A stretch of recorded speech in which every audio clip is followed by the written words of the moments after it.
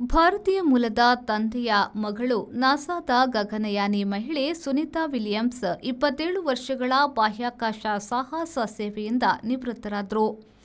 Sunita Williams ಅವರು ಅಂತಾರಾಷ್ಟ್ರೀಯ ಬಾಹ್ಯಾಕಾಶ ನಿಲ್ದಾಣದಲ್ಲಿ 608 ದಿನ ಕಳೆದು ದಾಖಲೆ ಬರೆದಿದ್ದಾರೆ.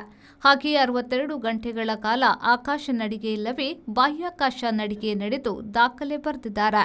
ನಾಸಾದ ಡಿಸ್ಕವರಿ, ಅಟ್ಲಾಂಟಿಸ್ ಗಗನ ನಾಭಿಕಗಳಲ್ಲಿ ಬಾಹ್ಯಾಕಾಶಕ್ಕೆ ಏರಿದ ಸುನೀತಾರು ಸ್ಟಾರ್ ಲೈನರ್ ಅವರ ಮೊದಲ ಪರೀಕ್ಷಾರ್ಥ ಹಾರಾಟದಲ್ಲಿ ಯಶಸ್ವಿಯಾಗಿದ್ದರು. ಬಾಹ್ಯಾಕಾಶವು ನನ್ನ ಅತಿ ಇಷ್ಟದ ಸ್ಥಳ ಎನ್ನುವ ಅವರು ಐಎಸ್ಎಸ್ ಕಮಾಂಡರ್ ಆಗಿಯೂ ಇದ್ದರು. ನಾಸಾ ಸೇವೆಗಿಂತ ಮೊದಲು ಯುಎಸ್ಎ ನೇವಿ ಕ್ಯಾಪ್ಟನ್ ಆಗಿದ್ದ ಅವರು 40 ವಿಮಾನ ನಡೆಸಿದ್ದಾರೆ ಮತ್ತು 4000 ಹಾರಾಟಾವಧಿ ಪೂರೈಸಿದ್ದಾರೆ. ರಷ್ಯಾದ ಸ್ಟಾರ್ ಸಿಟಿ ಆಪರೇಷನ್ನಲ್ಲಿ ಒಬ್ಬರು, ಹೆಲಿಕಾಪ್ಟರ್ ತಯಾರಿಯಲ್ಲಿ ಸಲಹೆ ಎಂದು ಹಲವು ಕೆಲಸ ನಿರ್ವಹಿಸಿದ್ದಾರೆ. ಸುನೀತಾರ ತಂದೆ ದೀಪಕ್ ಪಾಂಡ್ಯ ಭಾರತ ಮೂಲದವರು. ಸ್ಲೋವೇನಿಯಾ ಅಮೆರಿಕನ್ ಉರ್ಸುಲೇನ್ ಬೋನಿ ಅವರ ತಾಯಿ. ಒಹಿಯೋದ ಯೂಕ್ಲಿಡ್ನಲ್ಲಿ 1965ರಲ್ಲಿ ಹುಟ್ಟಿದ ಅವರಿಗೆ ಸೋನಿಕಾ, ಸೋನ್ಸ್ಕಾ ಹೆಸರುಗಳು ಇದ್ದವು. ಮೈಕಲ್ ಜೆ ವಿಲಿಯಮ್ಸ್ ಇವರ ಕಂಡ.